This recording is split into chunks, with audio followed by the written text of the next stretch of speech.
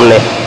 যেই কোনো সময় রোড অ্যাক্সিডেন্ট করে, যেই কোনো সময় দৌলতিয়া ফেরিঘাটে যেরকম বাসটা দুর্ঘটনার সম্মুখীন হয়, এক মুহূর্তের মধ্যে, নিমেষের মধ্যেই নদীর তলদেশে চলে গেল, নদীতে পড়লো উল্টি দিয়ে, অন্য দিক থেকে নদীর তলদেশে মুহূর্তের মধ্যে হাজার হাজার মানুষের সামনে থেকে চলে গেল, 40 থেকে 45টা লাশ মুহূর্তের মধ্যেই হয়ে গেল।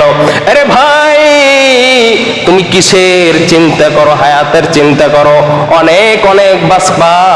না না, এই সময় তোমার নাই। যেই কোনো সময় মালাকুল মউত আজরাইল আলাইহিস সালাম আসতে পারে।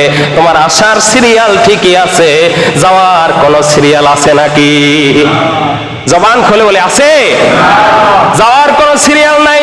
এজন্যই মৃত্যুর প্রস্তুতি গ্রহণ করে সব সময় তৈয়ার থাকতে হবে, সব সময় প্রস্তুত থাকতে হবে যে আমি যাতে এই অবস্থায় যদি আমার মৃত্যু হয়ে যায়, আমি যাতে আল্লাহর দরবারে আল্লাহর বন্ধু হয়ে আল্লাহর সামনে দাঁড়াতে পারি।